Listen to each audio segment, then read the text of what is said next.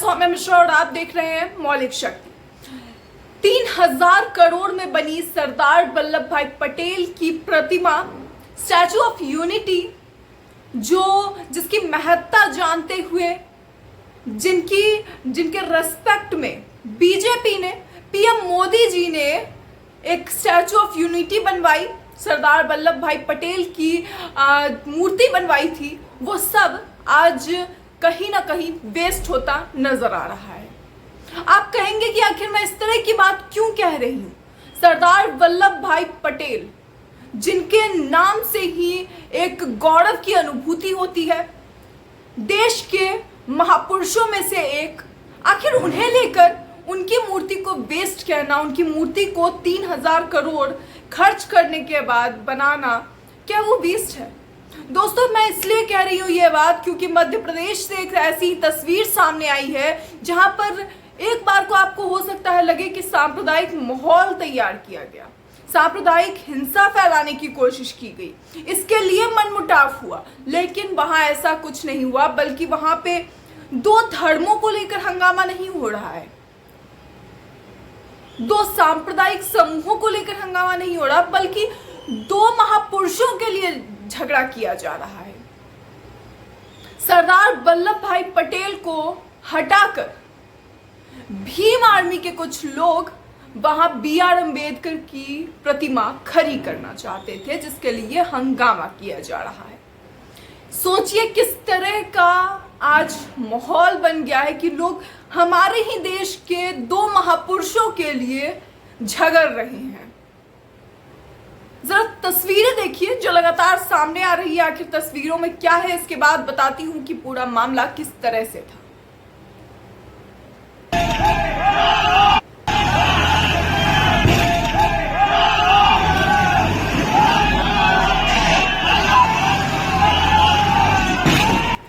तो दोस्तों, देखा आपने, अशरफ हुसैन लिखते हैं कि मध्य प्रदेश के उज्जैन से सरदार वल्लभ भाई पटेल के स्टैचू को तोड़े जाने का वीडियो वायरल। ये मध्य प्रदेश के उज्जैन से कुछ तस्वीरें लगातार जो सामने आई हैं, और यहाँ किस तरीके से देखिए पत्थर फेंके जा रहे हैं, उस पे रड से मारा जा रहा है, लाठियों से मारा जा रहा है। और इसमें न सिर्फ लड़के हैं बल्कि हर वर्ग के, हर उम्र के युवा हैं, महिलाएं हैं, बच्चे हैं, सभी कोई हैं। देखिए कि आखिर इसे लेकर खबर में क्या लिखा गया है।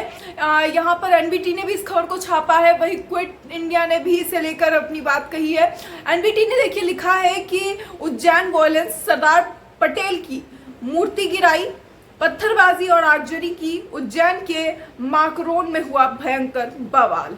वहीं क्विट इंडिया ने इसे लेकर लिखा है कि उज्जैन में ट्रैक्टर चढ़ाकर सरदार पटेल की मूर्ति गिराई, 2 गुटों में पत्थरबाजी और बवाल। सोचिए कि आज हमारे देश में जो BR अम्बेडकर को भी किसी से कंपेयर नहीं किया जा सकता, ना ही सरदार वल्लभ भाई पटेल को, दोनों ही रिप्लेसेबल नहीं है, कहीं से भी नहीं है।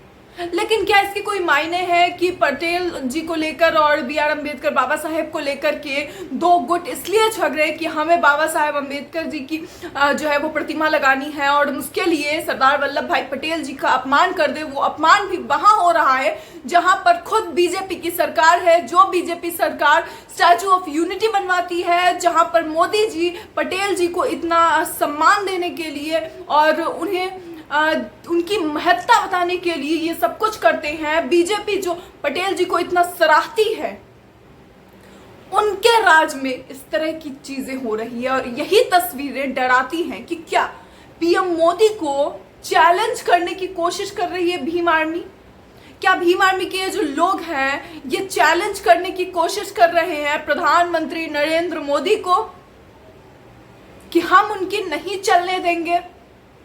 और इस चैलेंज के चक्कर में देश के एक महापुरुष का इस तरीके से अपमान किया जाता है कि उन पर पत्थर बरसाए जाते हैं, बुलडोजर चला दिया जा रहा है।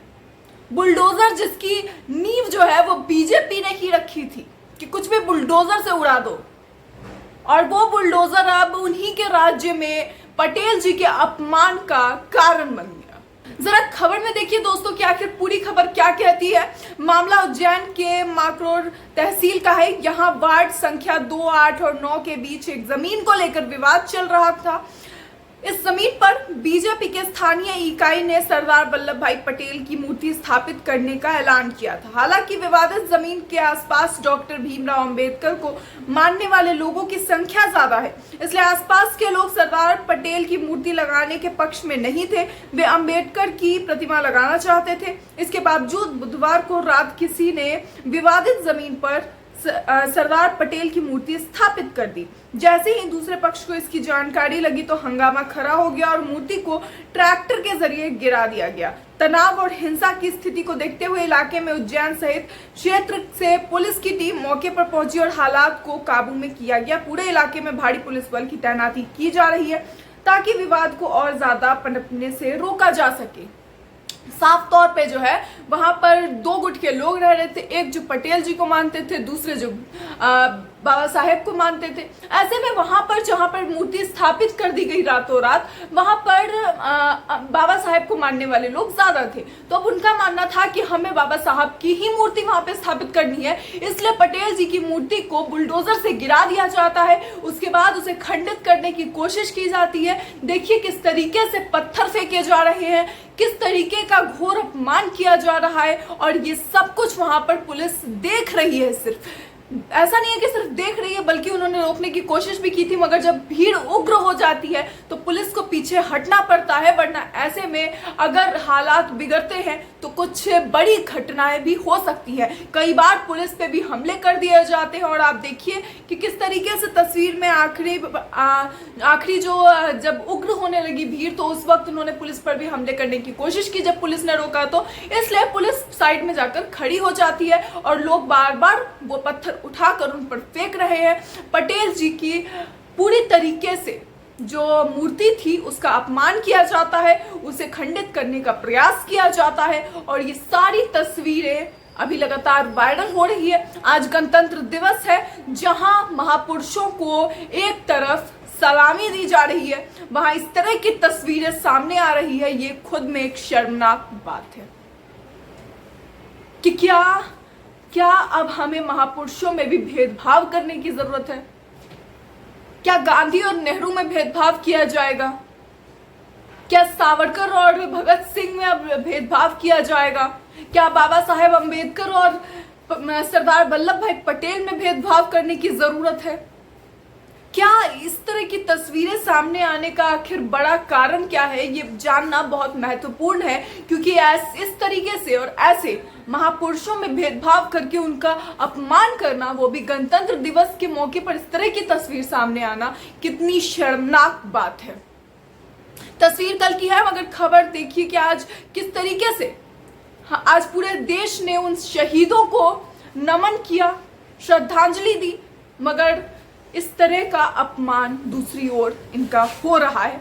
आखिर इस खबर में क्या है आगे, किस तरीके से प्रभारी को इसमें सस्पेंड भी किया गया है, जरा देखिए कि उज्जैन मूर्ति लगाने को लेकर दोनों पक्षों के बीच विवाद हुआ और यह मामला सांप्रदायिक नहीं है। फिलहाल स्थिति नियंत्रण में है। पुलिसकर्मी को चोट लगी और लापरवाही बरतने वाले माकरोर थाना प्रभारी को निलंबित कर दिया गया है, यानी कि वहां के जो थाना प्रभारी थे उनको निलंबित किया गया है, क्योंकि उन्होंने लापरवाही बरती है और उसी लापरवाही का नतीजा ये तस्वीरें हैं। मगर देश में इस तरह का जो भेदभाव किया जा रहा है वो सही नहीं है।